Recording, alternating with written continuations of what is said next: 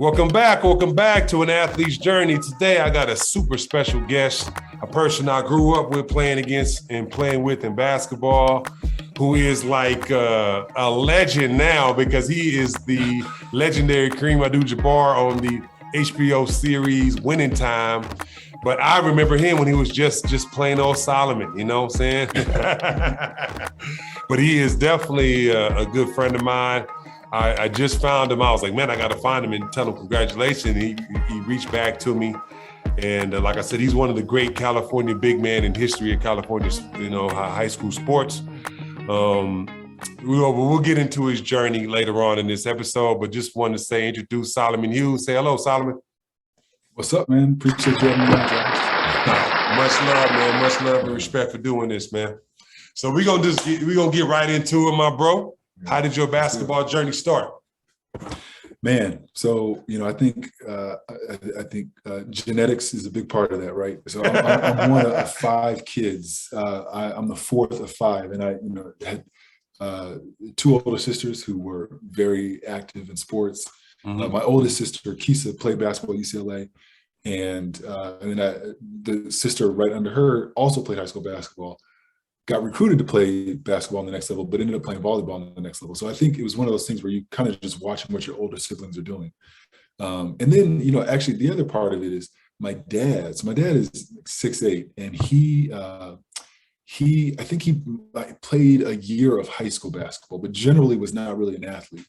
And when he moved down to Southern California right after he graduated in high school, he was, he was just working 9 to 5s. And his dad encouraged him to go to Long Beach City College. So he enrolls, the story is, when he went to campus to enroll in classes, the basketball coach saw him and was like, who are you and what are you doing? Why are you not on this basketball court? And so he ends up making the squad. And from there, after playing at Long Beach City College, got a scholarship to Cal State Fullerton. So he had he had his own basketball journey. The other part of that is my mom's brothers who were in Detroit. So my siblings and I are I think of my grandmother's 20 plus grandchildren, we're the only ones that were born outside of the city of Detroit. My mom's the only one that left the city and came out to Michigan. And so, came out to California. And so, but she had two brothers who played college ball, high school and college ball. One played at the University of Michigan and one played at Central Michigan.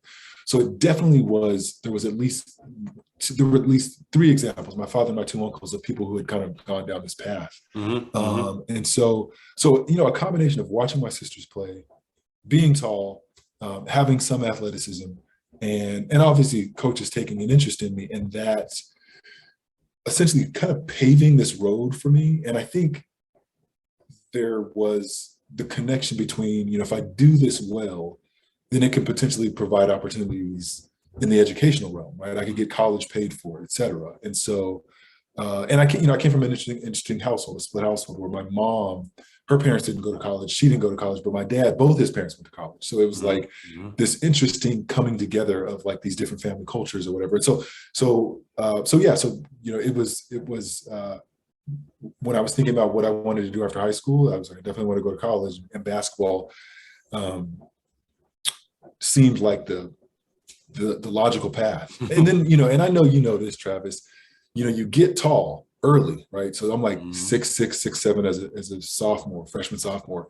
And then you start hearing people talk about what you could potentially do, right? So then it's no longer just thinking about having success in the moment. It's like where you could potentially go, right? So everybody's talking about professional ball, et cetera. And so, of course, you're a young kid, that gets in your head. And I've always found it fascinating, just when I look back as a kid, and I think we were coming up in the 80s where you had the Cosby Show, and so you were starting to see some examples of like Black representation on TV besides what you were seeing in the NFL or the NBA, right? Or even professional baseball, because the numbers of African Americans, right, they were stronger than what they are now. Yeah. But there was just such a strong.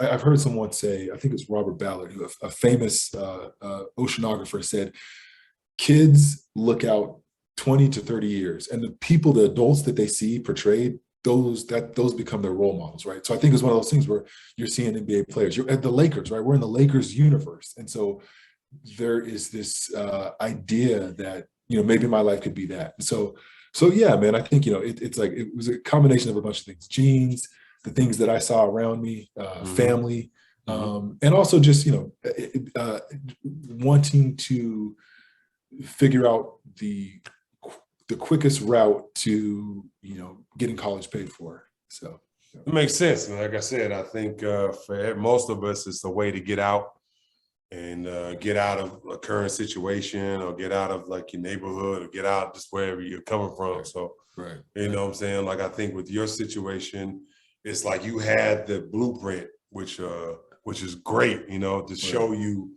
people can play, your family played at the next level, besides high school. Right. I know this is a dumb question, but were you interested in any other sports besides basketball? This is a funny story. So when I was getting ready when I knew I was going to be transferring high school, so I ended up going to JW North Riverside for 2 years, and then I transferred to Bishop Montgomery in Torrance. But essentially, after the basketball season ended my sophomore year, and there was still basically spring semester, I wasn't training with the basketball team because everybody knew I was leaving. And so I actually was training with the football team. Oh, wow. You have been the tallest wide receiver ever. Exactly. Straight up. Right. And so, I think it was like, because at that point, it was like my parents were divorced, and I was trying, like, there were so many unknowns in the air. So there was I had talked about the possibility of transferring, but I was like, who knows what could happen. And so, I was messing around, training with the football team, and it was just like spring stuff, right? So there was like no pads, nobody was hitting. It was just conditioning and stuff like that. And so, so I had a little bit of interest in that, but I would say generally, because there was 5 of us, and my parents could only pay for so many things. It was just like basketball. Like, that was the one thing we got to do because it was relatively cheap when I was in Riverside. So I know, I understand that. Yeah. I know you played AAU growing up. Right. Yeah. Because I feel like everybody back then who was any good, like, played in the AAU circuit. Right. For sure. When did you start playing AAU? So, So Slam and Jam Riverside. Yep. My brother started playing, I think it was his freshman year in high school. And then he started playing his sophomore year in high school.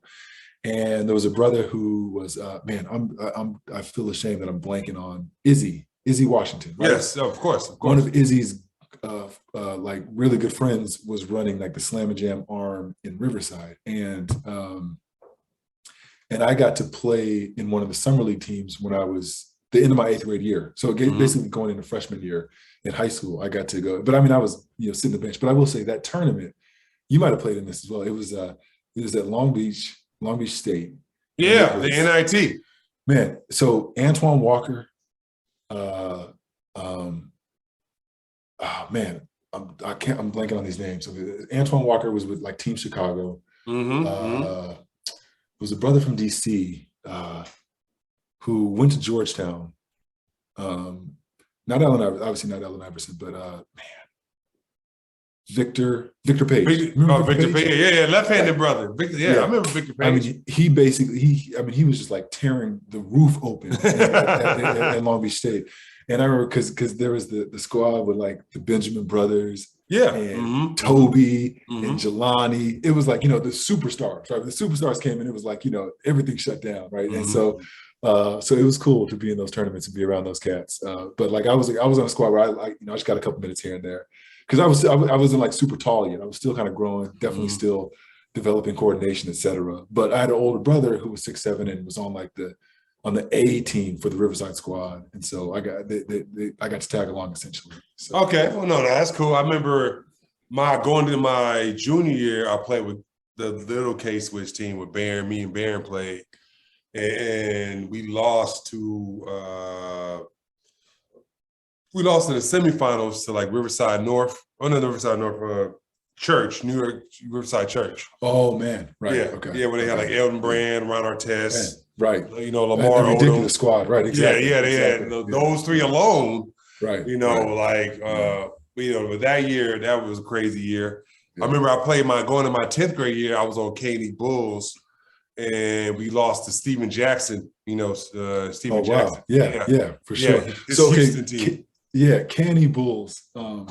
So that same summer. Yeah. No, actually, it was like, I think it was like I'm totally mixing the time frames up, but it was maybe my freshman year. Jeff Trepanier, Kenny Bruner, and me, and I can't remember some of the other squads, but Jeff and Kenny were like the head honchos on the squad. We played Caney Bulls at like this it was kind of a rink-a-dink tournament in Vegas. And you obviously were not on that squad, but there was a brother who was playing at Compton High School maybe, but we ended up beating him. I think it was we kind of surprised ourselves, but that's my K&E Bulls. No, K&E was cool. Like pretty much K&E Bulls was the Crenshaw team. Everybody who played for K&E went to Crenshaw. Kevin Bradley, all them dudes played on K&E. So I remember that. So I know you lived in Riverside, so you went to Riverside Poly. Right. JW North. JW North. Yeah, we were talking about JW North. Get it right. So you go there for 2 years. Right. You transfer, all right, to Bishop Montgomery. Oh, it's like all the bunch of Travis. Yeah. my bad. People. Let me tell y'all something. I almost went to school with him. I was talking to the coach, and we was going to talk about it.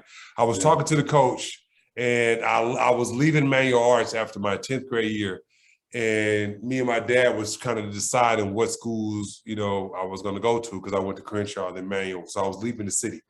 So I remember we talked to the coach, and he was like, "Yeah, man, we getting a big center. So you with Solomon Hughes." I was like, "Oh yeah, I know Solomon. Good dude. You know what I'm saying? He can play." He said, "Y'all gonna be like the Twin Towers of this league. Y'all gonna be awesome. We gonna win state with y'all." And I was kind of like getting pumped, like, yeah. Right. So we were looking for places in Carson, me and my dad, and my stepmother at the time. But it's just that we ended up moving to Fontana, and I went to school with my cousin. But like that was the school that that's I was wild, man. Yeah, that's wild. I think two thoughts. One, you would have been a beast, and I think we would have won state for sure. Like, no doubt about that. But I also think our junior year, you might have dodged a bullet because I love him to death, but I got to keep it real. Brandon Price was on our squad. He ended up going to Santa Clara for a year. I remember. No one gunned like Brandon. I mean, like really, you're in the post, like, with like a dude 6'1" guarding you, and it's like you're not even there. It's like you're it's like a plane of glass, right? Like, man. So that was I rebounded a lot. I will say that. So I think you might have dodged a bullet. But, no, I got you. But I will. The other thing I'll say, and we talked about this on the phone the other day. It was pretty funny. Both of our schools went up to the Bay Area when we were sophomores for the Berkeley tournament. So JW North won the Berkeley tournament when I was a freshman, but I was playing JV. And in my sophomore year, we went up and we lost in the first round to San Mateo High School. And I ended up going to Berkeley with a dude he's the city attorney for the city of Pinole, Eric Casher. We're really good friends. But every chance he gets, he reminds me of the fact that, man, you guys had all these ballers on your squad and we beat you. You guys had because we had my brother was 6'7", I was 6'8". We had another dude that was 6'8". We had really good guards, and they came in and just, I don't know. I think it was one of those things where we didn't take them serious and they ran through us. But anyways, what he says, the other thing when I told him you and I reconnected, he was like, "Oh yeah, we played against Travis too. We beat them too." Yeah. Well, no, we wasn't. I meant like we wasn't that good at manual. It was. I was the only big dude. Our guards are good. We wasn't that good that year. But they smashed. They beat us. I don't know if they smashed us, but I know they beat us. Yeah. Those were like the two biggest wins in their school's program's history. So okay. It's all good. Okay. No, I think we probably took the same. Oh, these are good. This is going to be a layup. Exactly. You know what I'm saying? And they end up just beating us. Like, oh my God. Right. Yeah. So, what would you say your most memorable moment in high school was? Ooh, most memorable moment. Man, well, you know, it was. Um, hmm,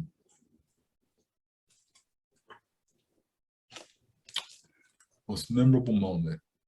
Um, I feel like anytime we got to play at a big arena, that was fun, right? Like when we got to play, we played in the Martin Luther King Classic against Compton at UCLA. That was a lot of fun.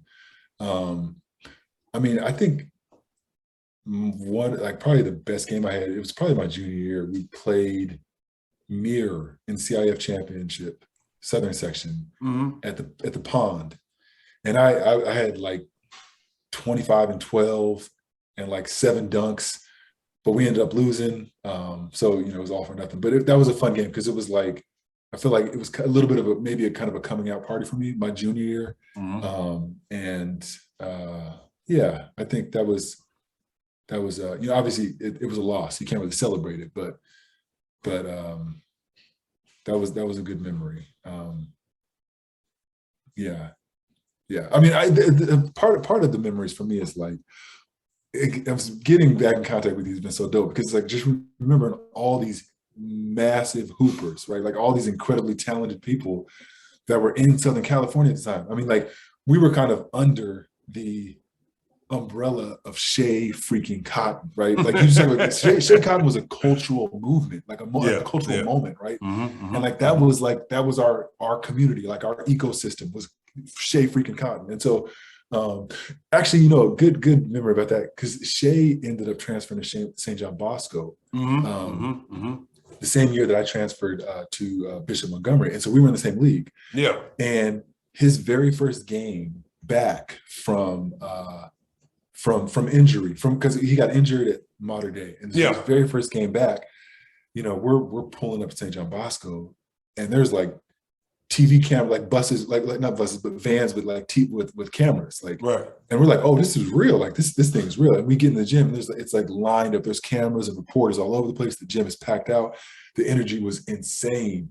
And Shea, man, his first possession, he came down the lane and dunked on our two guards so viciously. It was just wild, man. It was wild. That was a No, fun no, moment. yeah. No, definitely. We played them in the playoffs Yeah. in the quarterfinals or something. They beat us Okay. at Bosco in the quarter. It was Okay. him and Brandon Johnson. They beat us. Yeah, Uh, yeah. yeah. Johnson was a hooper. Yeah, Johnson he was a was hooper. athlete, super Yeah. athlete. Right. Shout out to Brandon if you're listening, Brandon. Yeah. So obviously you're getting recruited heavy, right? You're one of the top big men in the state, right? What made you choose Cal, and how did your whole recruiting process go? Yeah, you know, I think it was one of those things where there what basketball was becoming for me basically because my parents were basically splitting when I was in junior high school, but it was like a really different households when I got to high school and I left Riverside where I was living with my mom and moved up with my dad and my grandmother in Carson. And so, you know, it was you know, they were going through their life changes and trying to figure out their futures, et cetera. And so, you know, I know you can relate to this. There's this, you're just trying to figure out which way is up, right? And so I think for me, there was a point where I was just emotionally tired and I just wanted to get as far away from California as possible. And I just had this thing where I thought at the time I really wanted to play for a Black coach.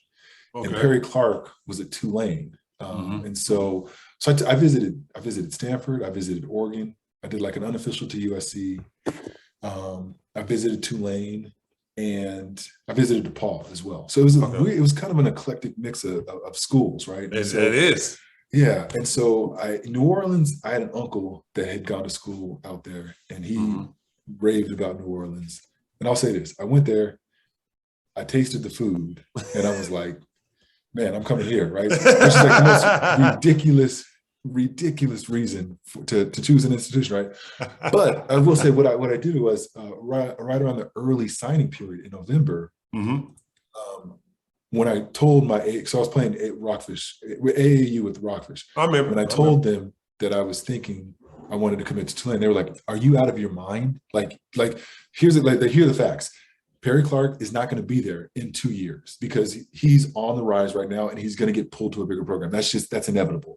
You're looking also they're like you're looking at a team that's having a lot of success right now, but they're having a lot of success with seniors who are not going to be there when you get there. And they're like, this is a bad decision. Like, you should stay on the West Coast. Like, why Tulane? There's essentially there's better options. And so, so as much as I wanted to just pull the trigger and sign and just be done with it, I did take their advice. And the night before the early signing period, I'm on the phone with one of the assistant coaches, and I said to him, I just want to commit right now. I don't want to sign. And Travis, it's like one of those things. As an adult now, I think about this. I'm like, if I ever talked to a 17-year-old like this, I would feel like great shame, right?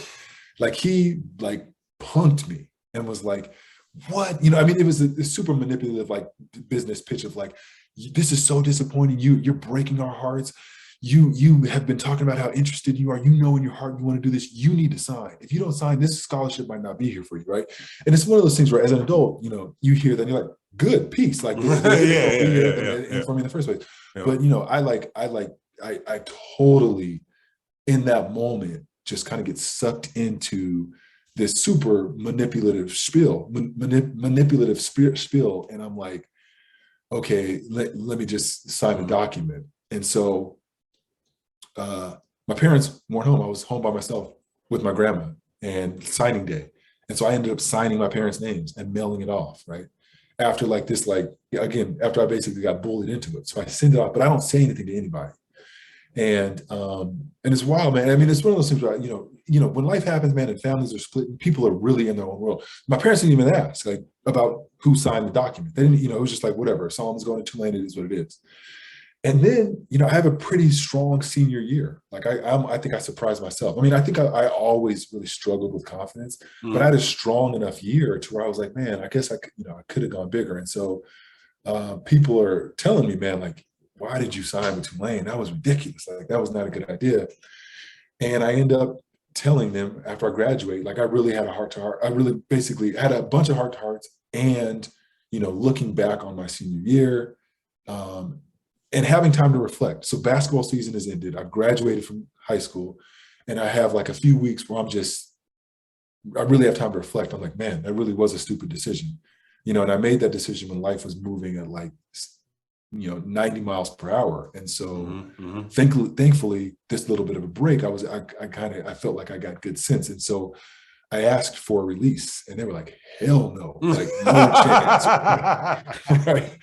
So I'm like, man, and I'm like, in my mind, at that time I'm 18, in my 18-year-old, I'm like, all right, just be super honest with them, be transparent with them, and maybe they'll have a heart. And I'm like, listen, I don't want to come.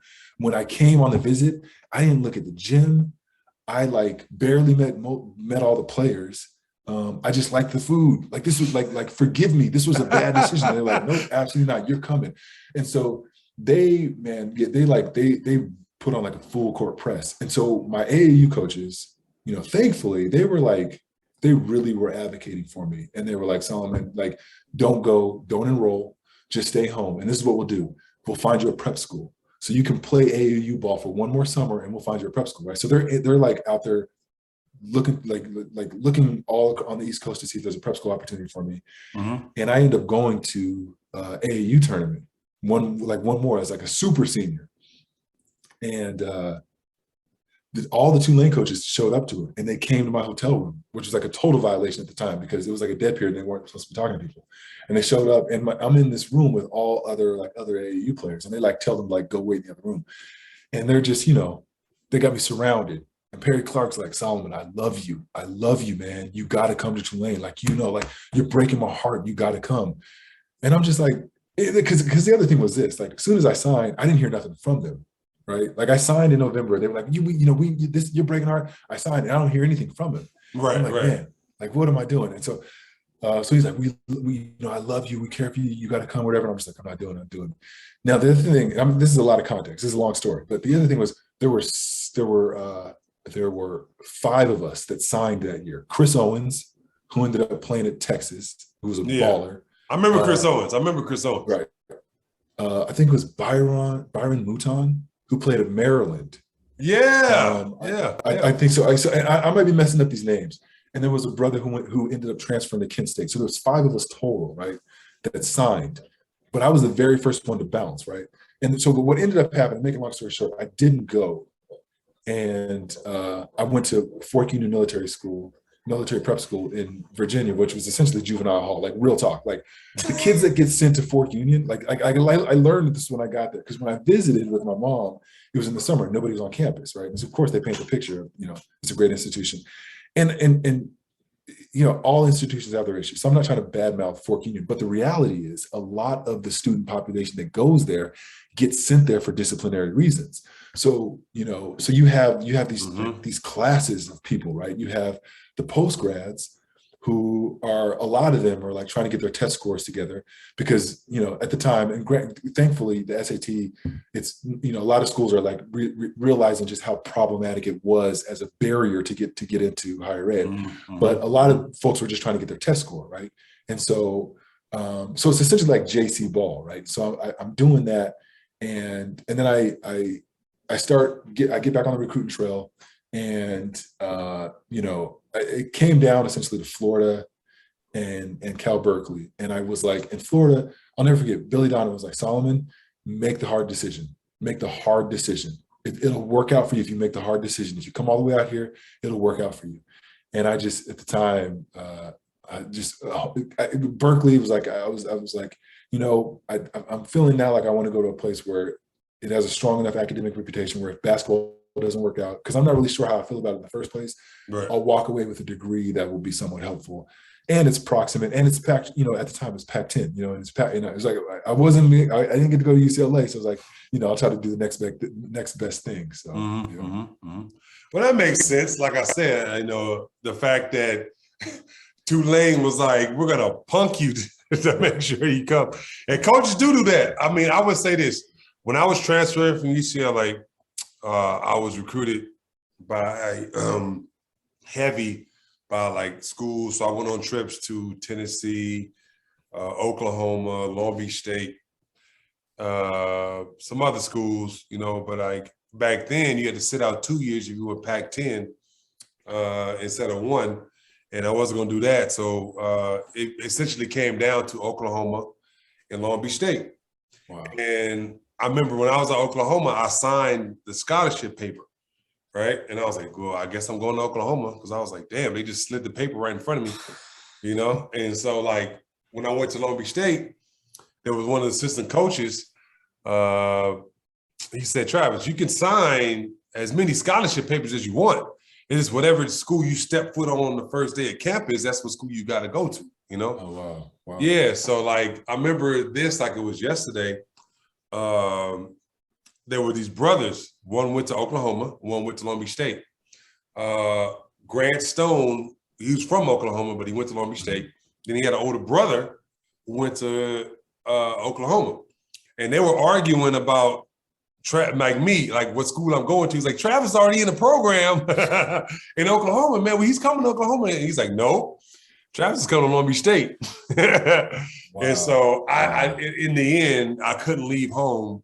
Yeah. I wasn't ready yet, to leave home. Yeah. So I ended up going to Long Beach State. I remember Cal Sampson called me, not cussed me out, but just was like, Long Beach State, Travis? Long Beach State? Really?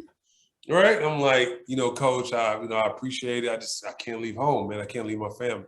It's like, forget that, son. Long Beach State of Oklahoma, the Big 12? I was like, damn, maybe I make a mistake. But then I was, nah, coach, I appreciate it. Then he just, all right, bye, click. So, yeah, I remember that. Yeah, so. Yeah. Oklahoma, you would have been way out there. Like, yeah, no, dude, I went to visit. It's nothing there, nothing wrong with Oklahoma people. It's nothing in northern Oklahoma but the school of Oklahoma. Right. It's like a little town and this big, huge school. Yeah. Oklahoma City's like 30 minutes away, 45 minutes, whatever it is, you know? Yeah. But I'm just like, oh my God, dude. Like, Man. and at that time they had the screw music. I just wasn't, I wasn't a fan. Anybody who's from the South knows what screw music is. Right, for sure. Yeah. That's All right. Yeah. So you're in college, right? What was the hardest thing from college, in college from high school? Yeah, man. So it's so wild because even like the thing that you pointed out, like, and it's so funny because we sound like old heads talking about like in our day, you had to 2 years if you transfer, right? But it's like that's real, man. Like it was like there were so like first of all, you had to sit out 2 years. Your coaches had power over whether or not they released you, right? Like I remember because at one point I wanted to transfer to Cal, and the coach was like, "No, like no, that's not how this works," right? And so it's just wild. I mean, I am so grateful for the way people have advocated so that people can have like the same rights as other students in terms of like how they make decisions around where they are. But to think back on our, when we were playing, like, yeah, 2 years, man, and you lose one, right? It was like 2 years, and don't you like you lose a year of eligibility? If you transfer same conference, you lose a year. Okay. Yeah. But like if you go out of conference, just right. 1 year. Okay. Yeah, it's like super draconian, right? But honestly, Travis, real talk, bro. I was so depressed when I was in college at UC Berkeley, but I didn't know it. Like there was no word for it, right? Like it's like I'm so grateful that we're in this era now where there's language around stuff with regards to like your mental health. But at the time, and I had no idea, and so I was like, I felt like, I think it's just, like my freshman year actually. So I mean, I went to because I went to prep. I came in. You were 1 year. You were sophomore, yeah, exactly. Yeah. Mm-hmm. But I mean, as UC students, 98 was the year that that affirmative action. Prop 187, yeah. Exactly, 187. So they could no longer, race was no longer a factor. They could no longer consider as a factor. So my incoming class to UC Berkeley, and I'm sure this happened in UCLA, my incoming class essentially was like halved. It was like, at one point it was like 4% of the entering class were African-American students, and then my year was like 2%. And then within that population was like a disproportionate number of football players and basketball players, right? And so, and like honestly, man, my freshman year, when I think about our roster, all 11 of the 12 scholarship players were Black. Of course. And all of us, like, so 11 of the 12 were Black. And I'm almost certain we were all Pell Grant, every single one of us, like across the board, right? Like no questions asked, right? Yeah. And I think, and I was so unaware of the gap between how wealthy people were on the campus relative to like I didn't think I did not grow up poor. We were like, like middle class, like working class, like it was like, it wasn't like I had not been around that like that at Berkeley. And then you get to Berkeley and you're just seeing like legacies and like real deal family wealth. And that was a trip, man. And the other thing is, I mean, just like Berkeley, there was a lot of tension around just the presence of student athletes on the campus. Especially Black folks. I mean, that's just real. I mean, it's not like I'm saying something that nobody knows, right? I mean, there is. I remember people would say, "Don't wear your sweats to class," because there definitely is this feeling amongst faculty that you're not taking them serious, right? You're not taking school serious, and so. Yeah, man, I feel like, but so there was that, and then there was like all the politics, of the coaches, right? All the stuff that's going on, like this idea of like it being a meritocracy. If the hardest workers are going to play, the people who are playing the best in practice are going to play. No, that's just not the reality. It's just not what it is, right? So I feel like my freshman year just went by really, really fast, and then it was like my sophomore year where I was just like, man, I was like going through it. I was like miserable, super depressed, super anxious, and I just, I was like just a really, really bad version of myself in terms of just how I was treating people, how I was treating myself. And I think when I think back on college basketball, I'm really, really grateful for the friendships, because those are the things that have remained. Like there's people that I play with that I consider family. Like they're like the midnight hour phone calls in an emergency, right? And when we talk about our experience, when we reflect on it, it was like we were living our lives, like our lives where everything was put into a blender. Because we were playing, my freshman year, we were playing at Oakland Arena because they were still building Haas. And so we had to drive to Oakland for our practices. And they were like, basically, you cannot take classes after like 1 o'clock, right? But then we had morning workouts as well. So it was just like, everything was just so like high pressure, high intense. And you're hearing this messaging of like, you need to take school serious, right? But it's also like, but if it appears that you're not taking basketball serious, like you're going to suffer, right? And so I mean, yeah. So I will say it was up and down. I had a, my junior year, man. I feel like I started the season, I was like buried at the end of the bench, and I eventually ended up starting like the last games. We went to the tournament. I started the game against Fresno State. I led the Pac-10 in field goal percentage. So I was like, I definitely felt like God was still watching over me, even though I felt like, man, why did I come here? Why am I playing for this coach who clearly doesn't care about me individually as a person or whatever?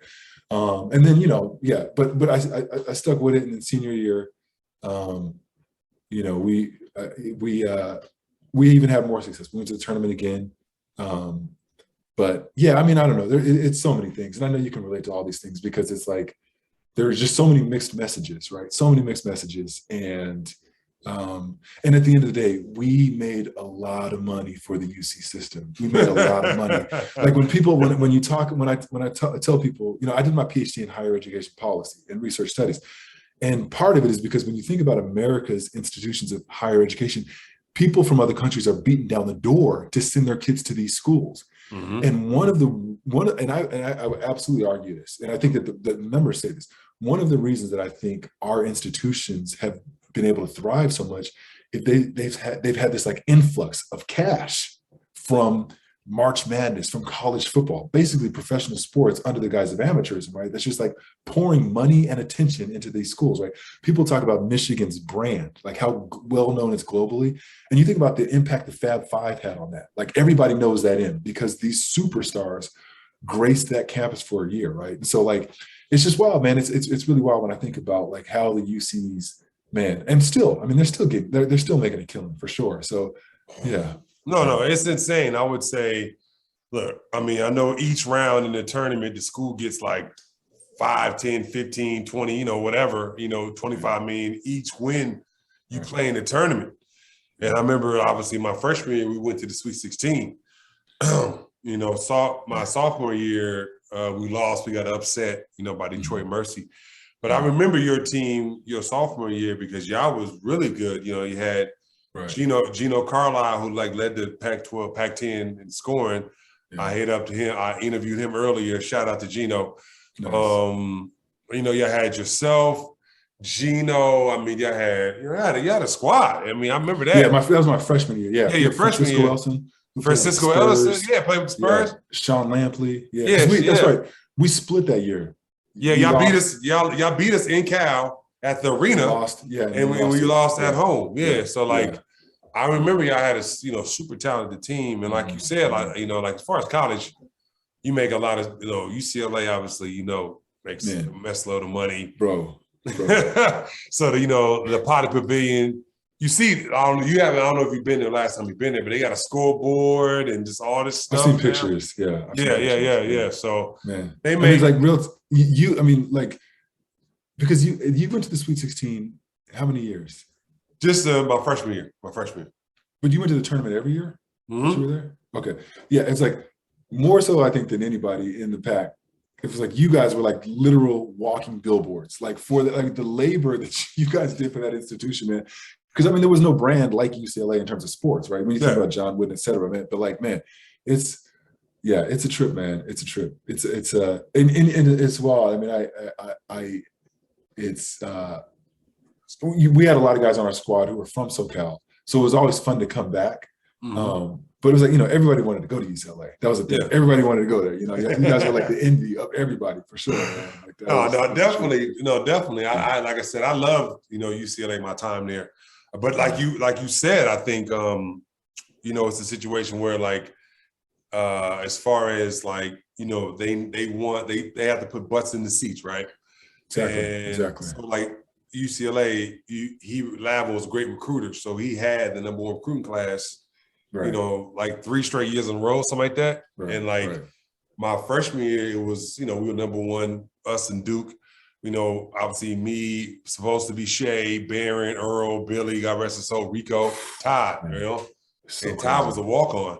And Right, then sophomore year, it was like he had 4 McDonald's. Yeah. I know. So crazy. Yeah. So crazy. Dan, Ray, Jerome. And the funny thing was Matt was like a recruit, but not he wasn't even on the level of the rest of them. Man, that's right. You know what I'm saying? Right. So that's a trip. So that year it was, for me it was a struggle. Like I was, sad like you. Like I would play some games, play 25 minutes, and then play like 6, then play 30, and then play 2. 25, then 8. Like I was, he would put me in when I wasn't ready. You know what I'm saying? Not play me when I'm amped. And so like after that, I was like, man, I can't. Like I remember when I went into his office and said, I looked down like this, coach, I don't want to play here. I just want to find my own way. And he was like, Travis, you need to stay here. This is UCLA, son. So I was like, nah, coach, I just want to go my own way. So I ended up obviously going to Long Beach State. That's a trip.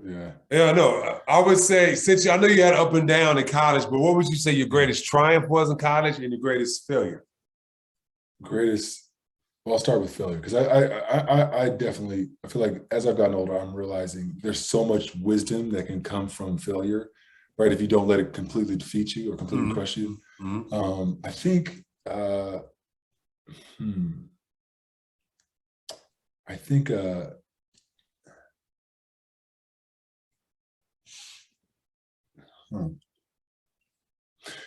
feel like there was so much more I think that I could have done to learn about the mental side of the game.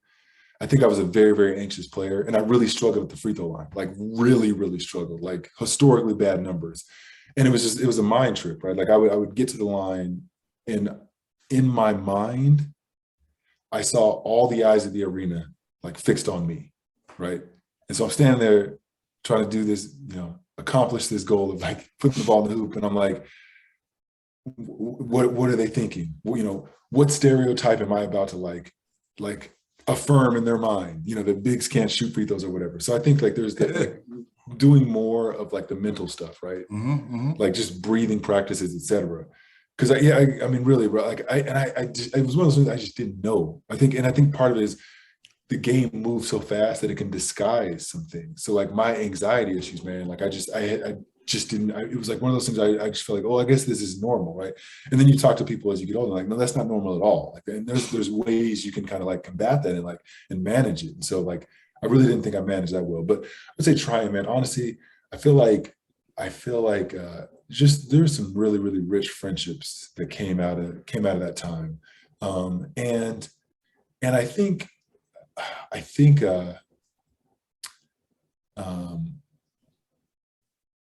yeah, man, just being a part, especially my senior year. I'll say it was like a mix of my junior and senior year. I feel like just as people, as teammates, we were developing some really special bonds, and that's the stuff, man, that really stays with you, right? Because then you start, you're raising kids together, and so that's something I'm super grateful for.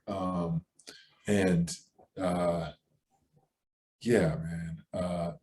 I think it's like the relationships for sure. I'm more so. I guess I don't know if proud is the right word. It's more of like the thing I'm most grateful for is a lot of the relationships that were developed. So yeah.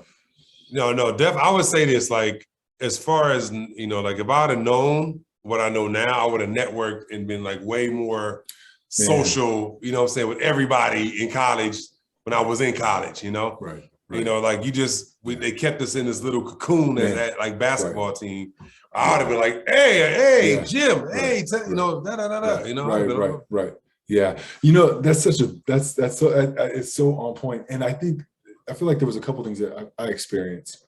So you're just so busy because Division I basketball is a full-time job. You're just Yes. so busy Yes. that the effort to get out and network, it's real. It's not impossible to do it, but it is a like that you're moving like heaven and earth to create space for that, right? But the other problem with that is like the the the what's implied in the programs Mm-hmm. is that if you're hanging out outside of the team, you're not really with us, right? Yeah. I feel like that was I would definitely say that was part of what was cultivated by our coaches, which was like, you guys, you have that's your fraternity, that's your social group, you guys hanging out together, right? Yes. And I think and obviously the like, sure, that's all good and fine, but if the purpose behind it is just so we can ultimately, you know, help make this institution money, right? Then I feel like what undergirds that is problematic, right? Mm-hmm. If it's just if it's just we're just thinking wins and losses. Mm-hmm. But the other thing I'll say is I had this experience where and my dad would say this to me. He was like, I'm telling you, watch. I'm telling you, you're on that campus now, and all these folks are telling you you're so special.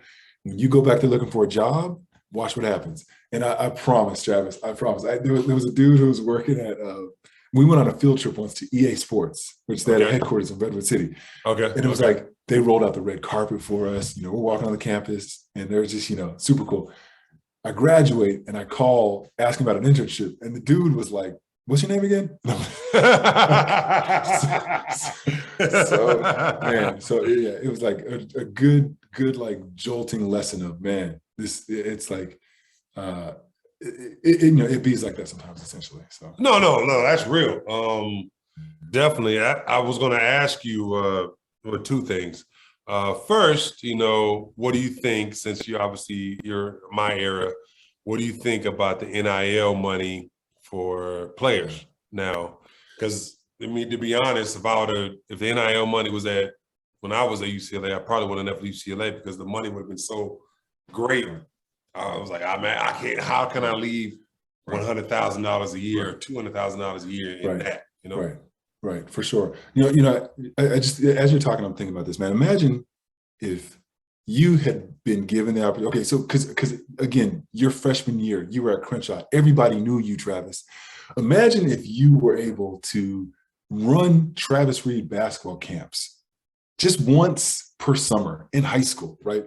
Yeah. You're like putting that money in the bank, right? And then when you get to UCLA and you have this national global platform, imagine if you were able to go back to Fontana, go to LA and do a Travis Reed basketball academy, right? The fact that you couldn't do that, but Lavin could, right? Lavin and Hall, all them cats could, but you couldn't do it, right? It's like, bro, it's just so shameful that we lived through that era, right? Mm-hmm. And so I think at the end of the day, man, it's like, no matter how they talk about it, there was a portion of students whose economic rights were not recognized, straight up, right? And there was a disproportionate makeup in terms of like the colors, a lot of Black students, right? So I feel like my thoughts are with the NIL stuff now is there still are too many restrictions and they're still problematic. And at the end of the day, like if a kid at UCLA can start up a company and UCLA, UC Berkeley, they would praise these students. They would talk about, look at these entrepreneurs, right? And they're not taking a cut, right? They're getting their whole, right? Like there needs to be no difference between what that student is doing and what an athlete is doing who's been working on their craft even before they got on that campus. Again, they should have the same economic rights. Like I feel like, there obviously has been movement, but I think at the end of the day, the schools are still making a ton of money. I think that, and yeah. And the other thing is this, man, it's like, we both know there's a time thing. There's the time factor, right? So like to really be able to engage in these entrepreneurial opportunities, you got to have time. And now more than ever, I feel like college sports, college basketball, college football, it's like really year round. Because you got your off-season trainings, right? When there's so much pressure put on those, even though they're trying to like push back on like you can't have summer practices, et cetera. But we know what's really happening with that stuff, right? Seasons getting longer. people are playing more games. So I feel like there's like, so they've kind of like, they've given some, they've moved some, but the reality is like, people aren't cashing in on them the way that they should be. I mean, you're talking about like real wealth that should be going. I'm talking about Black families in particular. We're talking about real wealth that should be going to Black families, and for decades has been denied, and it's super problematic, man.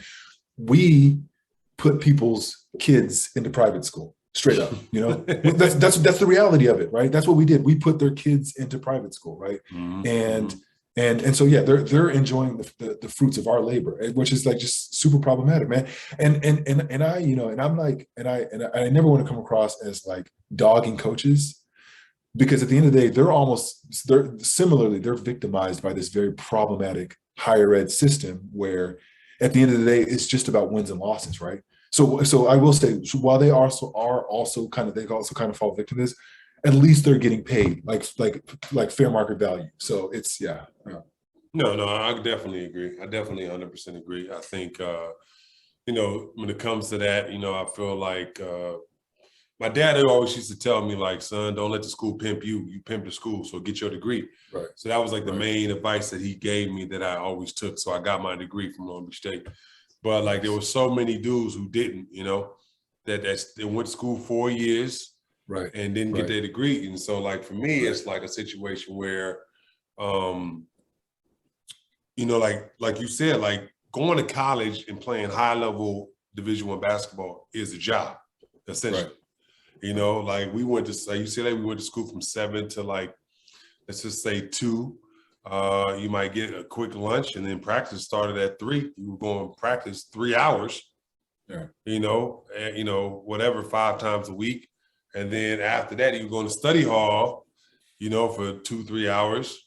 Yeah. You know, and then we might have a team meeting after that to discuss, you know, whatever next team stuff, like, you know, 9 o'clock, 10 o'clock at night. And so you're doing everything. That's a daily thing. Right. Yeah. And so like, yeah, it's like just a super grind in college, and like you're not getting singing a single cent, you know, then then it was you just like, you know, you need $20 from your parents to get a pizza on the weekend. Man, right. Right. You know what I'm saying? Like, you know, so yeah, you were there when Ramogi Huma was there, right? He was older than you, or had he already graduated? At UCLA?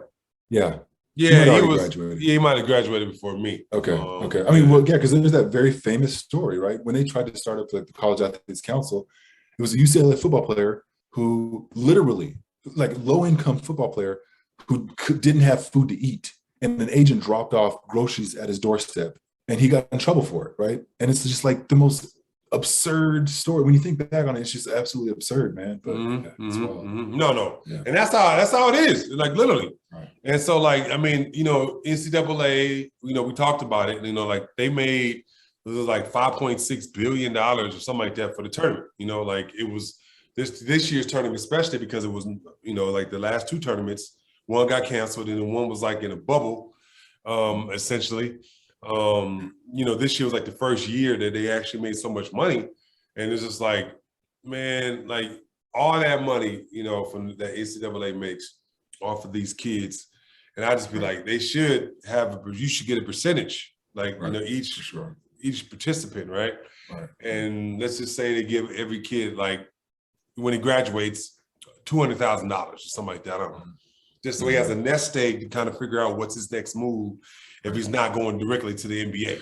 Right. You know what I'm saying? Right. So, and even then, like, you know, we know, like, even then, if you do go to the NBA, like the average career, right? Maybe what is it, 2.5 years, maybe, if that, you know, it's just, So, you know, I mean, you don't, because you just don't know. Like I said, the NBA is, you know, like for me, like unless you're a first round pick, you know, like then you get the 5-year deal. But like even then, you know, Jerome was a lottery pick, but Jerome only played the 4 years and then he was overseas, you know? You know, like, and if you go overseas like myself or like yourself, like it's essentially year-to-year contracts. Right. You know what I'm saying? Absolutely. So like you have to prove yourself literally every year, you know, because they be churning in and out. So you know, like as far as college goes, that's like the biggest thing, you know, for me. What would you say your biggest lesson that you learned in college?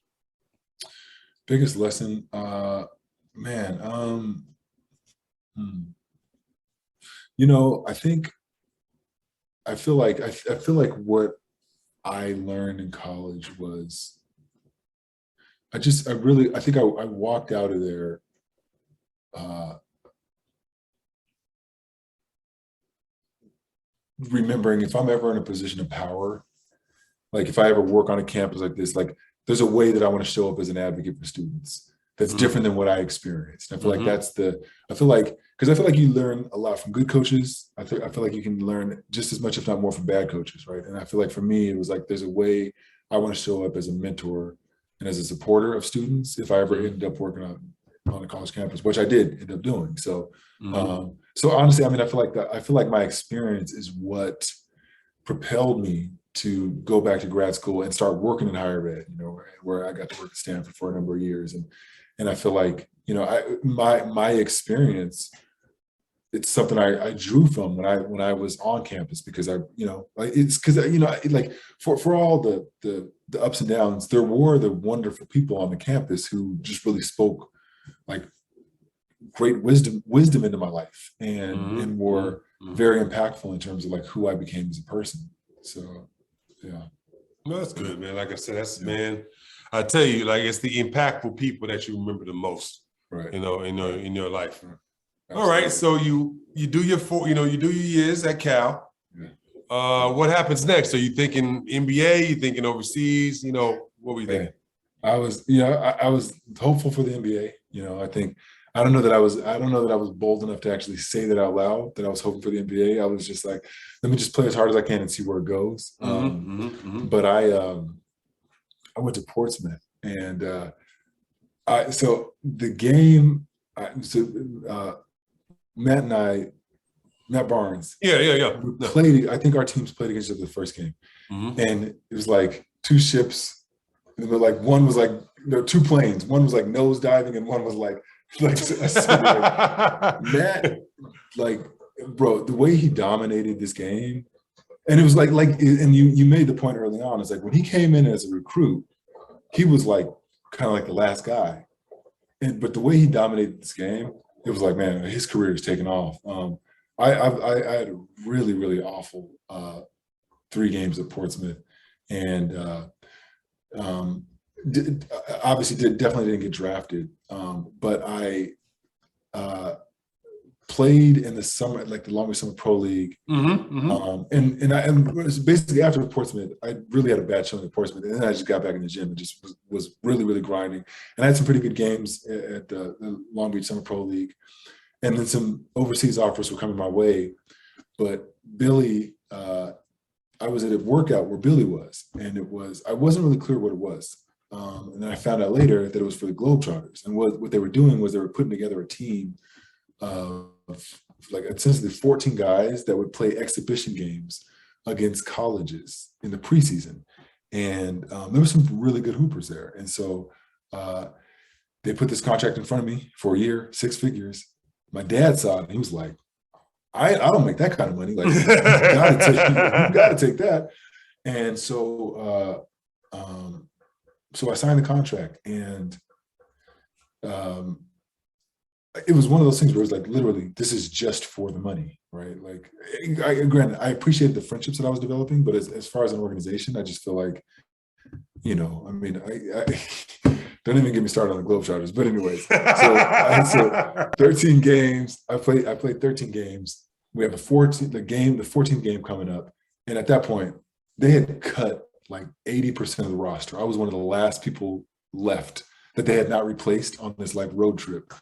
And I was just so exhausted. I was like, man, I can't do this. I'm playing myself. These people are awful. Like, let me get out of here. And so I just bounced, and like literally got my bag in the middle of the night and just like got out of there, caught the first flight I could from Columbus, Ohio, back to LA. And my family was like, oh my gosh, you can't quit. You can't quit. I was like, listen, like, sure, I get it. There's probably a more professional way, but I was like, like the stuff that was going on that trip was just so bad. It was so bad. It was like so dehumanizing. I was like, I got to do something different.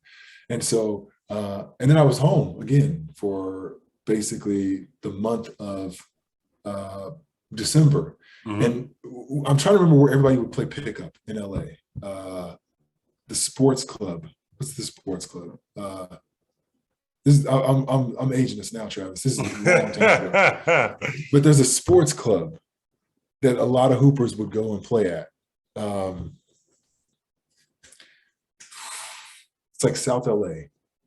Well, okay. Anyways, all I know is the men's gym. All I know is the men's gym. Yeah, well, it wasn't. Yeah, so it wasn't summer because the men's gym is usually summer, right? Yeah.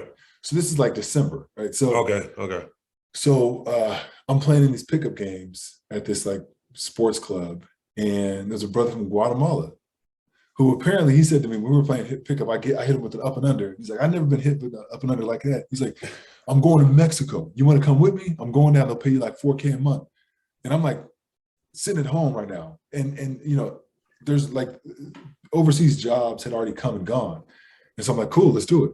So we go down to Campeche, Ciudad del Carmen, which is like southern Mexico, and it was like basically like a winter league. And I go and I play a couple weeks down there, and while I'm there, I'm trying to think. No, so it was like December and January, February. So it was around like February that I went, and I found out that I was going to get invited to the Suns summer league camp that summer. So I was like, I'm going home and I'm going to go home and train. So I basically was in Mexico for like a few weeks, went home to train, went to the summer league tryout, made it to the end of the week, and they were like, you need a couple more years overseas. And I was like, all right. And came back home, and I was like, I need to start thinking about grad school. And I think there were some other tryouts mixed in throughout that time. But yeah, I mean, I think at that point, what had caught up to me was I liked basketball. I didn't love it, and I wasn't really passionate about it. And so what was fueling me was just trying to put some money in the bank. And that's for me, that's just not a strong enough motivator. Like I really need to be intellectually engaged and curious about what I'm doing. And so yeah, I mean, my like literally, I take my hat off to everybody that was able to do that overseas grind for like more than a couple of years, bro. Because I'm like, no, it's a grind. Man, when I went to Croatia and I was trying out for a team, and it was like you're in the hotel room and then you're the double days and the 2-day practices. And in the hotel room, like the TV, it's like all you know, like none of it is in English. Yeah. And you know, I wasn't mature enough at the time to like, you know, that's plenty of time to like read or write or maybe even play video games. I never was into video games, so that just wasn't practical for me. But like, okay. I was so lonely. I was like, I can't do this. This is crazy. I hate this. So yeah, I ended up coming home. It was. I think it was mutual. I feel like I sabotaged myself because I was like, just get me the hell out of here. There actually, what ended up happening was the agent I was working with was like, okay, it didn't work out in Croatia, but we got some other jobs in Macedonia, so I want you to take a bus ride down to Macedonia, and or a bus ride to Turkey. And I need to look up what the distance is because I think it is insane. I think it is like a life. Like it's like the greatest road trip I would have ever taken in my life. And so I was like, I'm going home. I'm done. I'm going home. And so I went home, and then yeah, man, just started applying to grad school, started working in education, and then like the rest is history. So I mean, I played in the USBL for a few months, and the last thing I did was San Jose had an ABA team, and I was able to. I was in grad school at Berkeley. And I was able to play the home games with the ABA team and still like be a full-time student, which was pretty nice. It was a cool way to end my career. So no, that's cool, man. That's cool. You know, like I would say for me, you know, you were 100% right as far as that overseas grind. When I did it for 10 years, you know, it was, you know, some years when I played in Estonia, especially, we played about 78, 79 games. So we was like 3-4 different leagues. That's crazy. Yeah, no, I remember like, you know, during the peak of that time, we were playing in something called the ULIP Cup, you know, where you play like different, you know, like high level teams in different countries. So we would play in those on a Tuesday. So we had to fly out Monday, play on Tuesday, fly back either Tuesday night or Wednesday morning, practice Wednesday, play in the Baltic League, which was Estonia, Latvia, Lithuania on Thursday. Yeah. They play another game on Saturday in the same league. That's you know, crazy. yeah. And then we had to play in the Estonian league on that following Sunday. Yeah, so we was on the grind of like just. I was like, oh my god, dude. That's wild. That's wild, yeah, man. yeah. That's so like wild. you know, and like you imagine being there from August to June. You know, Like the coldest place on earth, basically. Yeah, Baltic. But yeah. Estonia was pretty cold because it was at the Baltic tip. So yeah, it was about -15. I would come with my face mask on. All you saw was my eyes and my mouth. Yeah. And they're like, dude, it's not that cold. I'm like, dude, I'm from California. -15. This is awful. That's crazy. You know? Yeah, That's man. crazy. So yeah, I understand that. I understand that. Yeah. All right. Yeah. So you obviously you tried the overseas thing. You tried to, hard to go try this thing. Mm-hmm. On like based on your experience, what would be like your advice for the next Solomon coming up? For sure. I would say just really take the time to figure out what's really in your heart, man. Because if you're just doing something because other people think it's a really good idea for you, eventually that's going to betray you. And I think, it's funny because actually getting this acting gig and stepping back into the world of basketball, I feel like I'm stepping into the game with new eyes and a new appreciation. And I'm like, man, I wish I could have liked, now I feel like now I have developed a love for the game. Just when I think about the history of it and et cetera. And so I feel like, I feel like just a little more ownership, like really just being honest with yourself. I would tell Solomon to be more honest with yourself about like how you really feel about the game. And what else? And then, it's so cool to hear you talk about your overseas grind. My brother did it for 8 years. And I'm like, there's always a way to make something better, like there is, like, I'm sure you saw so much of the world, right? So like, there's always ways to like figure out how to make a situation work in your favor. And so, so I think those are some of the things I would tell myself. I think it's such a unique experience, man. It's such a unique experience. I'm like, I would talk to Billy when he would come back. We had like this annual phone call in the summers where he would come home, and I'm just like, yo, like, and because Billy did it for like a 15. long time He did it for like 14, 15 years. Right. And I mean, in my mind, I'm like, when are you gonna stop?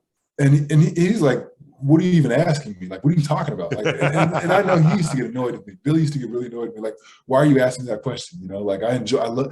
Obviously, Billy loved basketball. Man, like, and so, so yeah, man. It's a trip. So I guess all that to say, I would tell myself to like really kind of take stock of like how I'm feeling about something, and not to be like easily persuaded or just pushed in directions based on what somebody else thinks I should be doing. And really kind of trying to take ownership. So yeah, that makes sense. Like I said, I remember like I took my son up to UCLA last summer, and I was just like, man, I know it's a hell of a walk because UCLA, I felt like it was my first 2 years of college, first 2 years away from home, so I felt like I was running around with a chicken with his head cut off.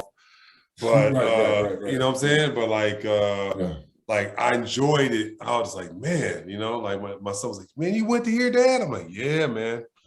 Yeah, son, just come up here. This is why I used to go to school, play basketball, all that stuff. It's a greater appreciation now than it was than it was then. So yeah, I understand that completely. I understand that completely. Yeah. Well, obviously, we gotta get into it. Everybody, like I said before, Solomon is playing the greatest player to ever play the game, and you can quote me on that. That's how I feel. Kareem is. How did you get into winning time? How did you get into the show? So funny story. When I graduated from Cal and I came down to LA to play in the Summer Pro League, and just try to figure out what was going to be next. I was living at my grandma's in Carson, and there was somebody at some of these workouts who would talk about commercials and acting. And they're like, it's a great thing. It's a great opportunity in the summer to get into, to look into acting, to get like roles in commercials, etc. Todd had done a really big commercial. And I remember seeing him on TV, and I remember, people were talking about this. And so somebody gave me contact information for this guy. I can't remember his name, and I'm glad I don't remember his name because he was super rude. But Rico Hines, were in his office together. I'll never forget this. We're in his office together. And we were, because we were trying to get like auditions and trying to like get into the world, right? And Travis, like, it was like this dude, like, relished in the opportunity to just talk shit to us. It was so bizarre. Like, he was just like, why do you think I can help you? Like, who are you? Like, and just was like criticizing our lives, our life choices. It was so bizarre. It was like basically the power construct of the casting couch, where you're kind of vulnerable and you have someone who's connected to the industry and they're basically telling you why you need them. It was wild, man. And Rico was right there next to me. Like, at some point I want to get in contact with him and see if he remembers this, but dude was like a total prick. I did get a audition for an Advil commercial. And I went on it. I got a call back, but I didn't get the commercial. But I was fascinated with the space. And I'm someone that loves film, TV, and theater, just loves it. And I know the impact that it's had on me personally. So, so even though I'd been working in higher ed, I'd worked, even though I was in grad school, doing my PhD, doing all that, mm-hmm. I would look online for like casting calls to see if there were opportunities, to see, if they were casting something that was sport related, whatever, just to figure out how to like get my foot in the door. And that's like 15 to 20 years of doing that, just looking, right? Looking for opportunities. And nothing's coming my way. And then summer 2019, Francisco Elson, who's in the Netherlands, a casting agent had reached out to him because they'd been doing this essentially global search for someone to play the role of Kareem. And Francisco wasn't interested. Also, it's fascinating because Francisco, if you remember Francisco, he's much darker skinned. Yeah. I was kind of like, right. Francisco? Right. So Cisco's like, I'm not interested and I'm not coming back to California, but you should look at Solomon Hughes. Right. And so the next day, the casting agent sent me part of the script, a couple scenes from the script, and some instructions. Basically, you had to do like the self-tape where you like record yourself doing lines. And so Robbie Jones, who played at Cal with me and who's been acting for like 20 years. I know Robbie, big time. Yeah. Robbie's been killing it, man. He's a lead in the Tyler Perry film Temptation. Yep. And then the Jim Gaffigan film recently, and then 90210, One Tree Hill, all that, right? So he said, Robbie's like, Solomon, don't send the casting agent tape. Send it to me first. I just want to look at it.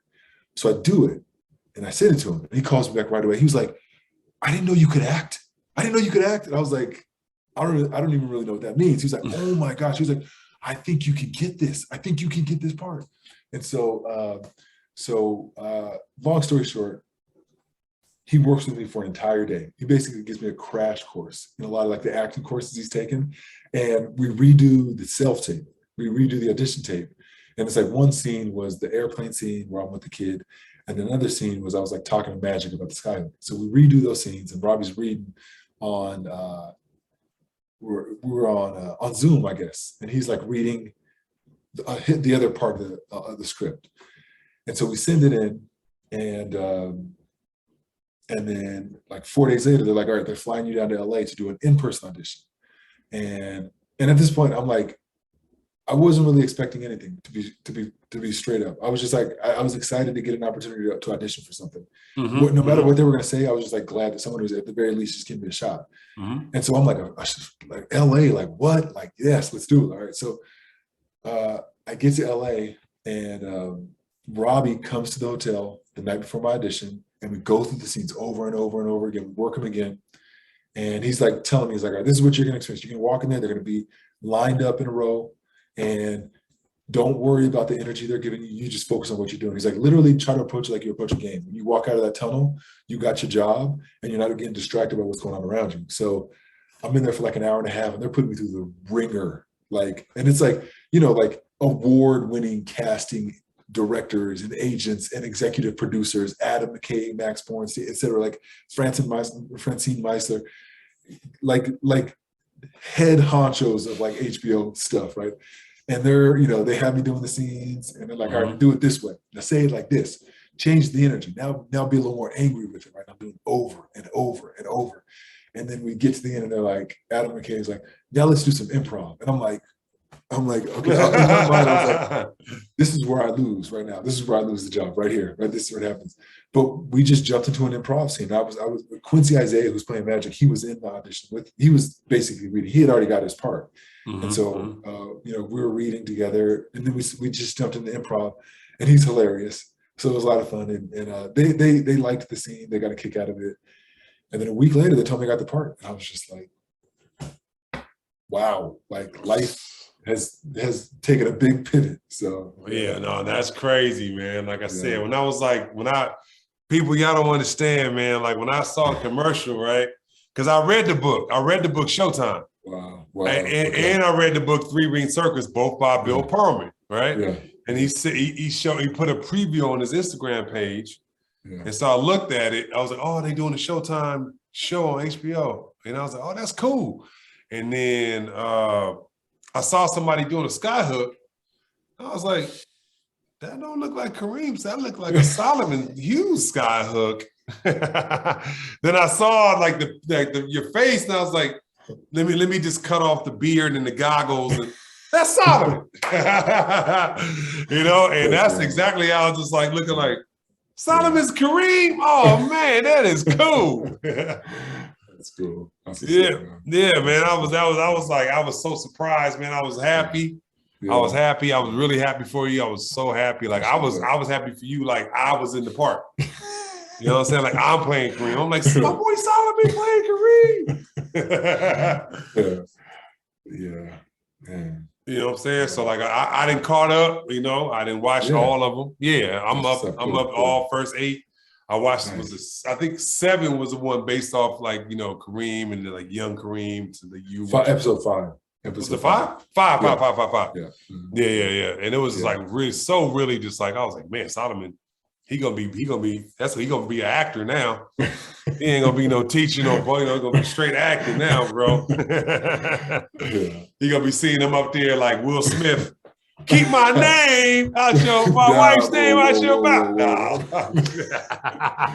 No, Lord willing, man. Lord willing. It's been fun, man. It's been a lot of fun. And I Travis, I honestly think like I feel like there's a lot of lessons that we learned growing up hooping, and being student athletes and having to balance all these different things, right? And just the scrutiny, right? I mean, like it's like I honestly I always think about specifically like you guys, the guys in UCLA, what you guys are experiencing, because you were in such a bubble, right? There was so many eyes on what you were doing, right? And so, we had our own little bubble and our own right at Berkeley, but all in all that to say, like, there's these things that you experience, right? There's the people that are scrutinizing everything you're doing. There's the being able to focus on the job despite what's going on around you. Mm-hmm. There's the reality, especially when you talk about overseas, like you said, there's trapdoors everywhere. Like there's no such thing as a secure job. So you really got to show up and do your best every single time and just have faith that it's gonna work out, right? So I feel like there's a lot of similar elements in this industry. There's a lot of no's. And it's one of those things where I'm like, I think if I do anything well, I don't get shattered by no's. Like when I hear a no, I'm like, all right, okay, let's recalibrate and think about what's another way, right? And so yeah, man, it's an interesting space for sure. But I'm grateful for. I feel like a lot of the lessons I picked up along the way of like on the hoop journey around, just putting in an honest day's work and just hoping for the best. So, yeah. All right. Well, like I said, we went through, how you started, how your career ended, how everything in between, how we grew, we was in that era that we talked about it, but I feel like 97 was the greatest like California class in history. This is my opinion. You know what I'm saying? No, that was a wild, wild time, man. Right? Because I'm thinking Jason and Jaron, Barron, Shay, you, Chris Burgess, Eric Chinowitz, Kenny Bruner. Kenny Bruner. Man, Yeah. Like I said, like Jeff Chapange, Greg Lakey, you know, I mean, it can go on and on, like yourself, Mike McDonald, Billy, Kevin Augustine. You know what I'm saying? Like 97 was beyond the, like, you know, like for me, this is just me. Like beyond the best class, you know, like high school in California state history, because it was so many of us. Like it was so many dudes who, we, you know, like littered all the college basketball. Period, you know what I'm saying? So Chris Burgess, man, that's right, Duke. You know what I'm saying? He was part of that number. Like, they were like tied with us, like 1A, 1B, whatever. Some vindications had their number one. Some of us had us. But it was Burgess, Elton Brand, Shane Battier. You know, it was all in the same class, 97. So, we had like 5 or 6 McDonald's All-Americans that year too. So, you know. All right, Solomon, man. Well, pretty much, we always ask this last question for every one of my guests. At some point, you know, in your career or your life, you know, we go through low points and low points of our, you know, our lives or careers. What got you out of your low point? And was it a person, or was it, you know, you just talking to God, or how did you get out of it? Just straight up talking to God, 100%, man. Prayer, like, and I feel like I think I grew up in,